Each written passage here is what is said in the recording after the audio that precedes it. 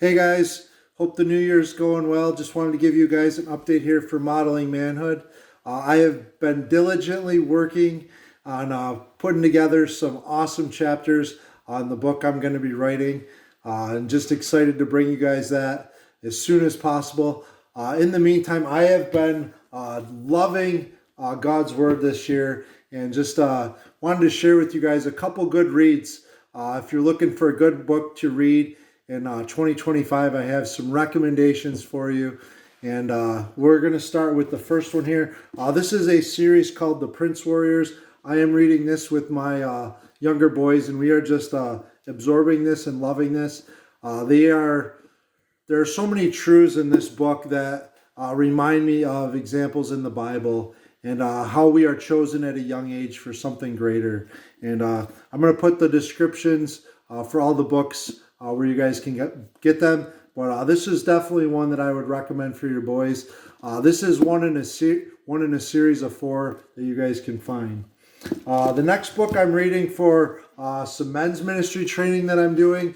And I picked this up and I'm like, not really sure where it is. And I'm about halfway through this right now. And I would encourage you guys, I just want to read a couple things from this. This book is dedicated to all of us guys who can't bench 400 pounds, and to the people who somehow still love us. It's called The Men We Need, and it talks about decisions that we need to make. The first decision it talks about is not accepting the fake, but knowing where the fake leads. And now the first thing it talks about is pornography.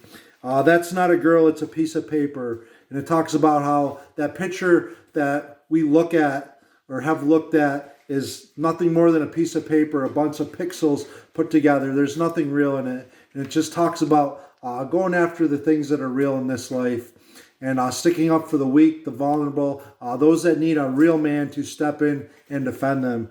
The Men We Need. Just loving that book. This book I just started a couple days ago, and I'm like halfway through it. It's really hard to put down. It's called The Last of the Giants. And my mom actually gave me this book, and I'm just excited to share this one with you guys. Never really heard about this book. This is about the work of a lumberjack who was a preacher.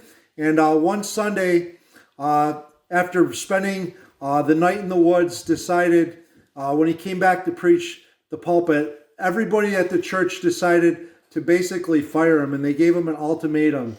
Are you going to stay in this congregation that has like a few hundred people or 30 people? Or are you going to go out and preach the message to the 30,000 lumberjacks that are in Minnesota, Wisconsin, and all over the Northwest, working in horrible conditions and just beating each other up and spending all their paychecks on booze and wild women?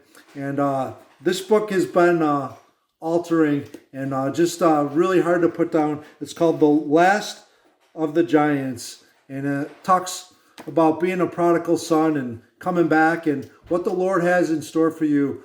These missionaries that went out to the lumberjacks were called sky pilots. And I'll let you guys read up on how that is or why they're called that, but just awesome book. So just wanted to bring you guys those 3 books. While I'm working on mine, it's always good to be reading. This book opens up and says, I got to read this to you guys. This is good. This is telling. It says, a visiting English preacher observed, in America, every minister has a fine car and a television set.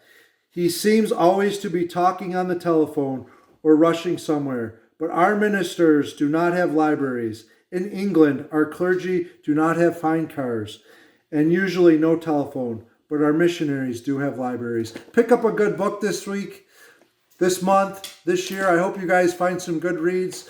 Make sure that you guys are spending time in the Bible as normal each and every day. And remember, as always, here at Modeling Manhood, mirror your maker and journey with Jesus.